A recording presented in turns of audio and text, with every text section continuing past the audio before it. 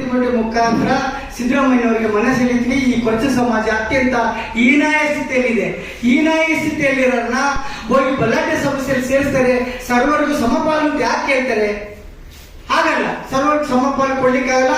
ಸಿದ್ದರಾಮಯ್ಯನವರು ಈ ರೀತಿ ಭಾರಿ ಘೋರ ಅನ್ಯಾಯ ಮಾಡಿದ್ದಾರೆ ನಮಗೆ. ಇದ್ರ ಬಗ್ಗೆ ನಾವು ಬೃಹತ್ ಮಟ್ಟದ ಪ್ರತಿಭಟನೆ ಇಟ್ಕೊಳ್ತಾ ಇದ್ವಿ. ಮತ್ತೆ ನಮಗೆ ನಮ್ಮ ಒಕ್ಕೂತಾಯ ಅಂದ್ರೆ ನಮ್ಮನ್ನ ಒಳ ಮೀಸಲಾತಿಯಲ್ಲಿ ಏನು ನಾಗಮೋಹನ್ ದಾಸ್ ಅವರು ಏನು ವರದಿ ಮಾಡಿದ್ದಾರೆ, ಆ ವರದಿ ಪ್ರಕಾರ ನಮ್ಮ ಅಸ್ಪೃಶ್ಯರಾಗಿರೋದ್ರಿಂದ ನಮ್ಮನ್ನ ರೈಟ್ ಲೆಫ್ಟ್ ಗುಂಪುಗಳನ್ನು ಸೇರಿಸಬೇಕು. ಇಲ್ಲ ಅಂದ್ರೆ ಅಲಮಾರಿ ಅವರಿಗೆ ಸೇರಿಸಿ 1% ರೈಸ್ ಮಾಡಿ ನಮ್ಮ ಅಲಮಾರಿ ಸಮಾಜದಲ್ಲಿ ಇಡಬೇಕು. ಯಾವುದೇ ಕಾರಣಕ್ಕೆ ಬಲ್ಲಾಢ್ಯ ಸಮಾಜಗಳ ಜೊತೆ ಬೋವಿ, ಲಂಬಾಣಿ, ಕೋರ್ಮ ಸಮಾಜದ ಜೊತೆಗೆ ಸೇರಿಸಬಾರದು ಅಂತ ಹೇಳಿ ನನ್ನ ವಕೀಲ ಹೆಚ್ಚಿನ ಮಾತನ್ನ ನಮ್ಮ ವಕೀಲರು ಹೇಳ್ತಾರೆ. ಬೇರೆ ಕೊಚ್ಚರೆ ಬೇರೆ. ಆರ್ಟಿಕಲ್ ಪ್ರಕಾರ 53 ಕೊರಚೆ ಇದೆ, ಆರ್ಟಿಕಲ್ ಪ್ರಕಾರ 54 ಇದೆ. 54 ಬೇರೆ. ಸಂವಿಧಾನದಲ್ಲಿ ಅಂಬೇಡ್ಕರ್ ಏನ್ ಮಾಡಿದ್ದಾರೆ, ₹2 ಅವರೇ ಬೇರೆ ನಾವೇ ಬೇರೆ ಇದ್ದಾರೆ. ಇದೇ ಒಂದು ದೊಡ್ಡ ನಮ್ಗೆ ಮುಳ್ಳಾಗಿದೆ. ಹೂವಲ್ಲಿ ಗಾರ್ಮೆಂಟ್ ಸರ್ಕಸ್ ಸೇರ್ತದೆ, ನಾವು ಸರ್ಕಸ್ ಸೇರಿಲ್ಲ. ತಮ್ಮ ಜೊತೆಗೆ ಸರ್ಕಸ್ ಸೇರಿದ್ರೆ ನಾವು ನೀರು ಹಾಕಿದೆ ನಮ್ಗೆ. ಆ ರೀತಿ ಆಗೋದು ಬೇಡ. ಈಗ ಸಿ ಗ್ರೂಪ್ ABC ಅಂತ ಮಾಡಿದ್ದಾರೆ. ಸೇರಿಸಿದ್ರೆ ಅವ್ರು ಸೇರಿಸಿರ್ಬೋದು. ನಮ್ಮನ್ನ 56,000 ಜನಸಂಖ್ಯೆ ಅಲ್ಲೇ ಸೇರಿಸ್ಬೇಕು. 3.5 ಲಕ್ಷ ಜನಸಂಖ್ಯೆ ಇದೆ. ನಾವು 54 ಲಕ್ಷ ಜನ ಹಿಂಗ್ ಸೇರಿಸಿದ್ರೆ ಅಲ್ಲಿಗೆ ನಾವು ಬಲ್ಲಾಢ್ಯ ಅಸ್ಪೃಶ್ಯ ಜನಾಂಗ. ನಾವು ಟಚಬಲ್ ಅನ್ಟಚಬಲ್ ಅಂತ ಹೇಳ್ತಾ ಇದ್ದಾರೆ. ನಿಮ್ಮನ್ನ ಟಚಬಲ್ ಸೇರಿಸಿದ್ದಾರೆ. ಅದೇ ಹೆಂಗೆ ಯಾವ ಆಧಾರದ ಸೇರಿಸಿರು? ವರದಿ ತಪ್ಪಾಗಿದೆಯಲ್ಲ. ನ್ಯಾಯಾಲಯದಲ್ಲಿ 56,000 ಜನಸಂಖ್ಯೆ 55,400 ಚಿಲ್ಲರೆ 11ರಲ್ಲಿ ಆಗಿದೆ.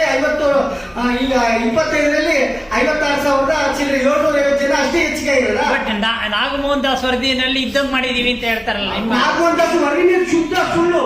ಅದು ಭಾರಿ ಅನ್ಯಾಯ ಮಾಡಿದ್ದಾರೆ. ನಾಗಮೋಹನ್ ಸರಿಯಾದ ವರದಿ ಆಗಿಲ್ಲ. ಬರೀ 750 ಜನ ಸಂತಾನ ಆಗಿರೋದು ನಮ್ಮಲ್ಲಿ. 2011 ಜನಗಣತಿ ಬಂದಾಗ ಕೇಳ್ತಾಗಿತ್ತಲ್ಲ. ಈಗ ಯಾಕೆ ಬರೀ 750 ಜನ ಸಂತಾನ ಆಗಿರೋದು? ನಮ್ಮಲ್ಲಿ ಮಕ್ಕಳು ಮರಿ ಆಗಲ್ಲ. ರೈಟ್ ಲೆಫ್ಟ್ ಬೋವಿ, ಲಂಬಾಣಿ, ಕೊರನೂರು ಮಾತ್ರ ರೈಸ್ ಆಗ್ಬೋದು, ನಮ್ದು ರೈಸ್ ಆಗಿಲ್ವಾ?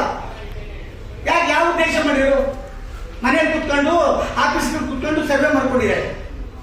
ಈ ಸಮಾಜ ಧ್ವನಿ ಇಲ್ಲ. ನಮ್ಗೆ ಟ್ವಿಟರ್ ಇಲ್ಲ, ಮೊಬೈಲ್ ಇಲ್ಲ. ನಾವು ಇಲ್ಲಿ ಬಂದಿರೋರು ನಮ್ಮ ಕಟ್ಟೆ ಕಡೆ 10,000 ಗುಡ್ಡಗಾಡುಗಳಲ್ಲಿ ಬದುಕೊಂಡಿದ್ದಾರೆ. ಅವ್ರಿಗೆ ಏನ್ ಗೊತ್ತಿದೆ? ಮೊಬೈಲ್ ಇಲ್ಲ, ಯಾರು ನಾಲೆಡ್ಜ್ ಇಲ್ಲಲ್ಲ. ಭಿಕ್ಷಾಟನೆ ಮಾಡ್ಕೊಂಡಿದಾರಲ್ಲ, ಅವ್ರಿಗೇನ್ ಮೊಬೈಲ್ ಇತ್ತಲ್ಲ, ಮೊಬೈಲ್ ಇಟ್ಕೊಳ್ಲಿಕ್ಕೆ ಬಂದಿಲ್ಲ. ನಮ್ಮಲ್ಲಿ ಇನ್ನು ಮೊಬೈಲೇ ಇಲ್ಲ. ಸುಮಾರು ಸಹಕಾರ ದೇಶ ಅಖಿಲ ಕರ್ನಾಟಕ ಕೊಚ್ಚಮ್ಮ ಸಂಘದಿಂದ ಪ್ರಶ್ನೆ ಬಂದಿರೋದು. ನಾವು ಈ ಪ್ರೆಸ್ ನೋಟ್ ಮಾಡ್ತಾ ಉದ್ದೇಶ ಪ್ರಶ್ನೆ ಮುಖ್ಯವಾಗಿ ಅಂದ್ರೆ, ಈಗ ಅಲೆಮಾರಿಗಳು ಹೋರಾಟ ಮಾಡ್ತಾರೆ. ಯಾಕೆ ಹೋರಾಟ ಮಾಡ್ತಾರೆ ಅಂದ್ರೆ, ಈ ಸುಪ್ರೀಂ ಕೋರ್ಟ್ ಆದೇಶ ಮಾಡಿದೆ ಒಳ ಮೀಸಲಾತಿ ಮಾಡಿದೆ. ನಾವು ಒಳ ಮೀಸಲಾತಿ ಮಾಡಕ್ಕೆ ನಮ್ದು ಸಹ ಸಹಮತ ಇದೆ. ಕೊಚ್ಚ ಸಮಾಜ ಒಳ ಮೀಸಲಾತಿ ಮಾಡಬೇಕು ಅಂತಾನೆ ಒತ್ತಾಯ ಮಾಡುತ್ತೆ.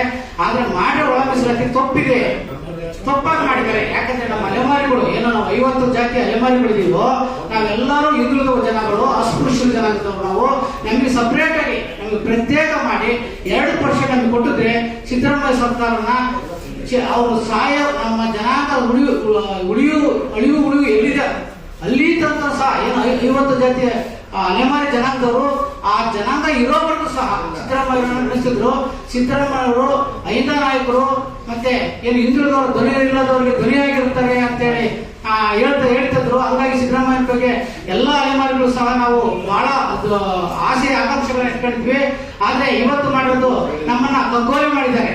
ಏನಂದ್ರೆ ತಪ್ಪಲ್ಲಿ ಸಮಾಜ ತಗೊಂಡೋಗಿ ಏನು ತುಳಿತಕ್ಕೆ ಒಳಗಾಗಿರುವಂತವ್ರನ್ನ ಇನ್ನೂ ತುಳಿದ್ವಿ ಚೆನ್ನಾಗಿವ್ರನ್ನ ಅಂತೇಳಿ ಒಂದು 3ನೇ ವರ್ಗಕ್ಕೆ ಸೇರಿಸಿದ್ದಾರೆ. 3ನೇ ವರ್ಗದಲ್ಲಿ ನಾನು ಹೇಳ್ತೀನಿ, ಈ ಸುಮಾರು 1,000ಕ್ಕೂ ಹೆಚ್ಚು ಪ್ರಕರಣಗಳು, ಕ್ರಿಮಿನಲ್ ಪ್ರಕರಣಗಳು ಮಾಧ್ಯಮಗಳಲ್ಲಿ ನಮ್ಮ ಸಮಾಜದ ಮಾಡ್ತಾರೆ. ಪ್ರಕರಣಗಳು ಇದ್ದಾವೆ. ಕ್ರಿಮಿನಲ್ ಟ್ರೈಬ್ಸ್ ಅಂತ ಹೇಳಿದ್ದಾರೆ. ಇಂಥ ಸಮಾಜದ ಮೇಲೆತ್ತು ಹೋಗೋದ್ರೆ ಹಂದಿ ಸಾಕಾಣಿಕೆ ಮಾಡ್ತಾರೆ. ಸ್ಲಮ್ ಇರ್ತಾರೆ. ಹೊರತರು ಜನಾಂಗದವರು ಅಂದ್ರೆ ಸಾಮಾಜಿಕವಾಗಿ ಮನೆಗಳನ್ನು ಸಹ ಕೊಡಲ್ಲ. ಏನೋ ಬಹಿಷ್ಕಾರ ಹೊರತಂದ್ರೆ ಕೀಳು ಜೊತೆಯವರು ಕೊಡ್ಕೊಂಡು ಮನೆಗಳು ಅಂತ. ಸಾಮಾಜಿಕ ಅಸ್ಪೃಶ್ಯ ಜನಾಂಗ ಅಂತೇಳಿ ಸೊಸೈಟಿ ಬಂದಿದೆ. ಆದ್ರೆ ನಾಗಮೋಹನ್ ಸ್ಪರ್ಶರು ಅಂತಾರೆ. ಎಷ್ಟು ಮಟ್ಟಿಗೆ ಸತ್ಯ? ಅವರೇ ಕೊಡ್ತಾರೆ. 2018ರಲ್ಲಿ ಕೊರಟ ಸಮಾಜ ಇದು ಅಲೆಮಾರಿ ಅಲೆಮಾರಿ ಆಯೋಗದಲ್ಲಿ ಸೇರ್ಪಡೆ ಆಗುತ್ತೆ. ಆ ಅಲೆಮಾರಿ ಆಯೋಗಕ್ಕೆ ಸೇರ್ಪಡೆ ಆದರೂ ಸಹ 2025 ಸುಮಾರು 8 ವರ್ಷಗಳಲ್ಲಿ ಏನು ಸೌಲಭ್ಯ ಪಡ್ಕೊಂಡಾರ ಅಂತ ಒಂದು ಪಟ್ಟಿ ಮಾಡ್ತಾರೆ. ಆ ಸೌಲಭ್ಯ ಪಟ್ಟಿಯಲ್ಲಿ ಸಹ ನಾವಿಲ್ಲ. ಸೌಲಭ್ಯನ ಪಡ್ಕೊಳ್ಳದೆ ಇರೋ ಪಟ್ಟಿಯಲ್ಲಿ 7ನೇ ಸ್ಥಾನದಲ್ಲಿ. ಅಂದ್ರೆ ಒಂದು ಅಲೆಮಾರಿ ಆಯೋಗದಲ್ಲಿ ಸೇರ್ಕೊಂಡು ಸಹ ನಾವು ಸರ್ಕಾರಿ ಒಬ್ಬರು ಇಲ್ಲ, ಆರ್ಥಿಕವಾಗಿ ಇಲ್ಲ, ರಾಜಕೀಯವಾಗಿ ಈ ಸ್ವಾತಂತ್ರ್ಯ ಬಂದಾಗಿಂದ ಇಲ್ಲಿವರೆಗೂ ಒಬ್ಬ MP ಇಲ್ಲ, ಒಬ್ಬ MLA ಇಲ್ಲ. ನಾನು ಗಂಟಾಘೋಷವಾಗಿ ಹೇಳ್ತೀನಿ ಸರ್ಕಾರಕ್ಕೆ, ಒಬ್ಬೊಬ್ಬರ ರಾಜ್ಯ ಸಚಿವರು ಮತ್ತೆ ಕೇಂದ್ರ ಮಂತ್ರಿಗಳಾಗ್ಬಿಟ್ರೆ ನಮಗೆ ರಿಸರ್ವೇಶನ್ ಬೇಡ. ಅಂದ್ರೆ ನಾವು ಮಿನಿಸ್ಟರ್ ಆಗೋದು ಇಲ್ಲ, ಸೆಂಟ್ರಲ್ ಮಿನಿಸ್ಟರ್ ಆಗಲ್ಲ, ಸ್ಟೇಟ್ ಮಿನಿಸ್ಟರ್ ಆಗಲ್ಲ. ಆ ಭರವಸೆ ನನಗಿದೆ. ಯಾಕಂದ್ರೆ ನಮ್ಮ ಗ್ರಾಮ ಪಂಚಾಯತಿಯಲ್ಲೇ ನಮ್ಗೆ ಅಧ್ಯಕ್ಷ ಇವತ್ತು ಸಿಕ್ಕಿಲ್ಲ. ಅಂತದ ನಾವು ಸ್ಪರ್ಶರು, ನೀವು ಮುಂದುವರೆದವರು, ಪ್ರಬಲ ಜಾತಿಗಳು ಅಂತ ಹೇಳ್ತಿರಲ್ಲ, ಎಷ್ಟು ಅನ್ಯಾಯ ಇದೆ ನಮಗೆ. ಸರ್ಕಾರ ಸ್ವಲ್ಪ ಕಣ್ಣು